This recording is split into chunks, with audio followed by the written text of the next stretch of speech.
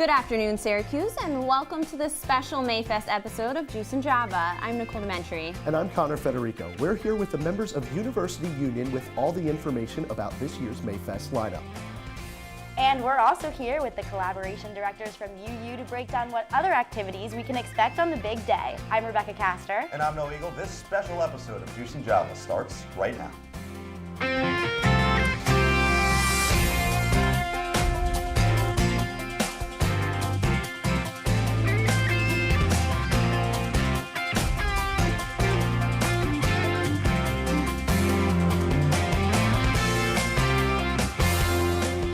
Welcome to this special edition of Juice and Java. We're here today with UU's collaborations directors Samantha Ramirez and Laura Higbee. Guys, thank you so much for being here. Really appreciate you taking the time. And let's just start with the basics. Mayfest 2018 kicking off on the 27th, Walnut Park. What time does it start? How long can we expect it to go, etc.? Yeah, definitely. Thanks for having us and the rest of our University Union team. We're really excited to be here.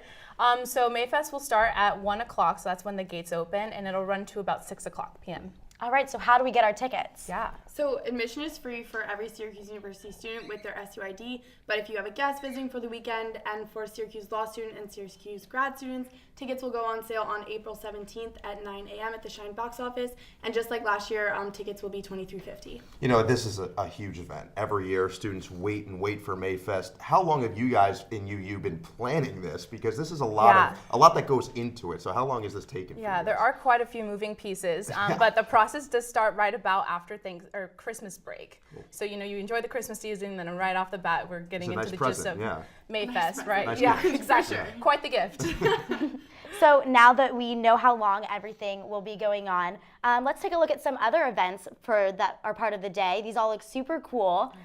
With so much going on, how are you going to be sectioning off Walnut Park to accommodate everything? So we use all three sections of Walnut Park. The first section, which is the one closest to Bird, will be devoted to the alcoholic beverages for the day for those that are over 21. So that's where they'll be able to get them. And then moving into section 2, the middle section, that will be like most of the entertainments where the artist stage is. As far as enhancements, as we've had in years past, we'll have inflatables for students to come and play on, and then we'll also have some photo ops.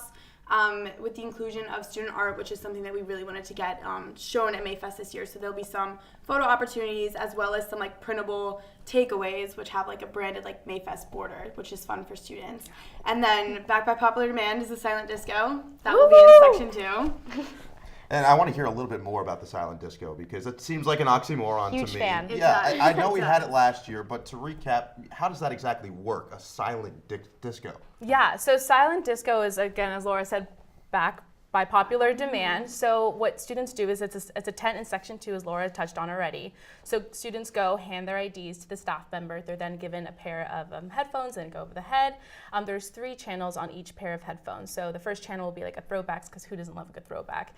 The second channel will be today's hit station, and then the third station will be one of student DJs. And as the channels go, the colors change. So it really adds to the emphasis of an actual disco, which is always fun. That sounds pretty cool to me. That's so cool that you have student DJs too. How did you guys find these people? Yeah, so we utilize University Union's socials channel on Facebook, Twitter, and Instagram.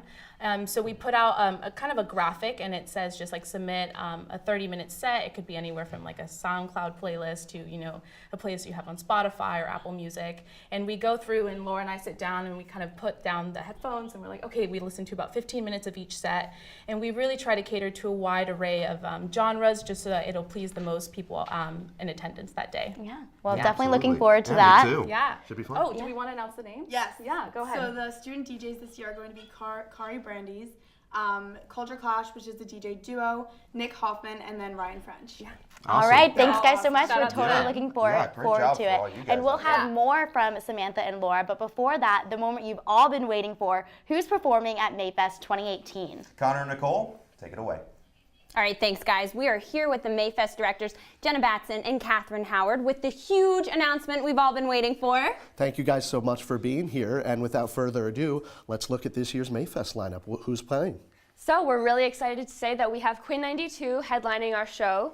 We have YBN Namir as our direct support. And Orange Calderon, who's a DJ, will be our opener. We're very excited. Yes, it all sounds amazing. So I know you guys have a variety of voices and singer-songwriters, everyone that's coming. How do you guys really look into these different types that are going to come to Syracuse, of all places, to play for us? Yeah, so our focus as the Concerts Board is to bring diverse acts that will represent the student body. And throughout the day at Mayfest, we anticipate getting a lot of different people with different tastes and preferences. So we like to make a well-rounded lineup with different genres so that people can find something that they like throughout the day. And so we have Quinn 92, he's a pop act. He's our headliner. YB and Namir, our direct support act, is an urban artist. And then our opener is a DJ. So we have a really good mix of everything. Sounds great. So what times can we be expecting to see them all throughout the day? So our doors open at 1 o'clock. We don't release our set times, unfortunately, but you can expect music to start shortly after the doors open, and then activities and music will continue throughout the day until 6 o'clock. Awesome. So we know you just touched on Quinn 92 a little bit. We know his most popular song is Straight Jacket. What else can we be expecting from him? Well, he actually just came off of a very successful North American tour to promote his first album, The Story of Us, and that tour was very successful, so we can expect hearing some songs off of that first album, which are really great, as well as some of his other projects. One of my favorite songs is Another Day in Paradise. It's a great song featuring an artist, Kaylee Morg, and so you can stream that on all streaming platforms. It's really great. Great, and we know he just finished up his first national headline tour. How did that go for him? It went very well. It was actually sold out in almost everywhere, and for a first tour, that's pretty amazing. And right now, he's slotted to play festivals across the country. He'll actually be at Governor's Ball this year, so you can check him out there. And he has some dates in Australia and New Zealand. I think it's his first time there, so that's pretty exciting. Yeah. Great. All right, well, that sounds great. Before we discuss the other artists, we're going to throw it back to Noah and Rebecca to break down more of the fun activities we'll have to look forward to at Mayfest besides the live music. All right, Connor, thank you so much. It certainly sounds like a promising lineup, but apart from these artists, there's still a lot going on at Mayfest. Again, on your screen, you'll see the list of activities that will be happening at Walnut Park on the 27th. So I'm sure one of the most important questions everyone has is, in terms of pricing for food and beverages, how much will students have to pay?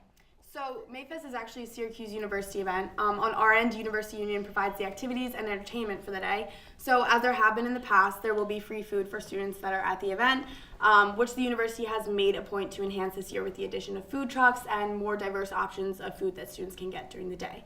As far as alcoholic beverages go, you can purchase a $3 beverage bracelet before the event so that you can have the alcohol, if you're 21, the alcohol there for the day, which will be wine slushies, beer. Oh, yeah, that sounds good. They're enhancing that as well, more options, which is exciting. But for more options on how to buy those bracelets, you can go to the website for the event, which is studentorgs.syr.edu/Mayfest. Yeah, the wine slush is really cool. Yeah, I'm excited wine for that. Hard cider and then Oh, free beer. Yeah. Huge fan. Yeah. Gluten-free beer. Gluten-free. Oh, Big my time. roommate is going to be so excited about that. Diverse, inclusive. wide range. Very inclusive, yeah. Definitely And you want to talk about 100%. inclusive. Not everyone wants to walk. People like to drive as well. Where can people expect to park if they're driving responsibly, of course? Of course. So a lot of the park is actually going to be blocked off just because of safety precautions. A lot of the activities are going to be fenced in just to keep the park safe and very welcoming for all of the students that are in attendance. So a lot of people in the past, and I expect this year as well, will be just walking. Okay. So areas around Walnut Park and Marshall will be closed off for parking just so the event can actually take place. But as far as other normal parking stuff will be open. Makes sense. So I know students like to come and go a lot. So will students still be able to do that? Yes, students will, but guests will not. So that's important to note for people that are bringing guests. Okay, so once they're in, they have to stay in. The Yes, guests, yes. yes. The guests. The students can come and go. Okay. And with all these different activities going on, I'm sure students will want to, make use of as many features as possible. So is there a limit on how much time someone could spend maybe in a certain area, or, is there any kind of, organization to make sure that everybody is included and can have as much fun as possible? In the past, with all the activities that we've had, there's never really been a problem with the students spending too much Right. time. It's usually a flow of you come, interact with it, and then leave. But just to manage the lines and stuff, there will be University Union staff just making sure that everything cool. is going smoothly. Yes. Awesome. Sounds great. Yeah, we're really looking forward to it. And thanks so much, Samantha and Laura, for taking the time with us. And that's all we have about Mayfest activities. But we're sending it back to Connor and Nicole to talk more about the artists. I'm Noah Eagle. And I'm Rebecca Castor. Connor and Nicole, back to you guys. Thanks, guys. Now moving back to the artists again, you can see the lineup on your screen. Quinn 92, YBN Namir, and Orange Calderon will be performing at this year's Mayfest. So let's talk a little bit about YBN Namir. He really hopped on the music scene with his song Rubbing Off the Pain, and it really blew up through social media. Can you talk a little bit about how that really everything was influenced by social media? I know that's happening a lot more lately. Definitely. So his song Rubbing Off the Paint debuted on SoundCloud, and it got a lot of attention there. But when it really took off was when it hit YouTube and it was paired with a music video. And then that music video was picked up by World Star Hip Hop, and they shared it on their platforms and on their website. And they have a huge audience, so that was really big for YBN Namir, and that was really essential in his blowing up. But social media is a really amazing tool that a lot of artists are using nowadays, and it has affected the music industry. Like, artists don't need to use a record label anymore to get their music out. And YBN Namir is an independent artist, so that has been really successful for him, and social media is definitely his platform for releasing his music. Yeah. So besides that hit, Rubbing Off the Paint, what else can we expect him to play? So we don't actually have their set lists beforehand, but we can anticipate what they might play.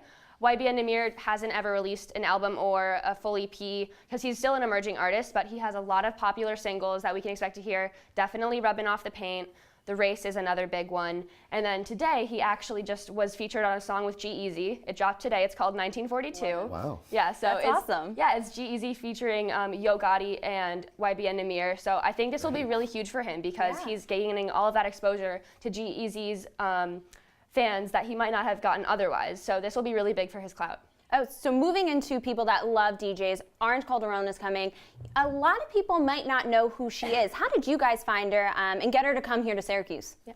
Well, we really wanted to start off the day with a high energy set, and we really think that she can bring this to the park. She's made a lot of strides early on in her career, connecting with popular brands and being featured in different settings. We actually have a funny story of how we kind of decided this. One of our friends was able to see a set of hers at South by Southwest. Cool. And at the beginning of the event, people were kind of standing around, no one really knew what was happening. When she came on though, he said that everyone was just surrounding the stage and having a great time and dancing, and she really brought that energy to her set. So you can find her different sets on her SoundCloud. They're really cool, so you can check that out. Awesome. Yeah. That's great, and she's also the first woman ever to win a national championship in the DJ scene. How does it feel to have such great representation like that in this year's lineup?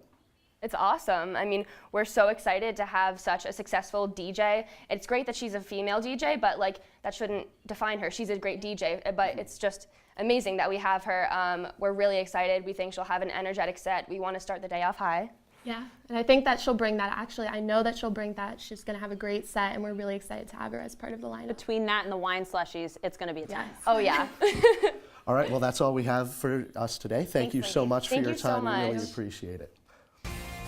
And thank you for tuning in to Juice and Java Mayfest 2018 special. We'll have our normal weekly live show tomorrow at 10 a.m. on CitrusTV.com/live. And be sure to check us out on Facebook and Twitter at CitrusTV News. I'm Connor Federico. And I'm Nicole Dementry. Have a wonderful afternoon, Syracuse.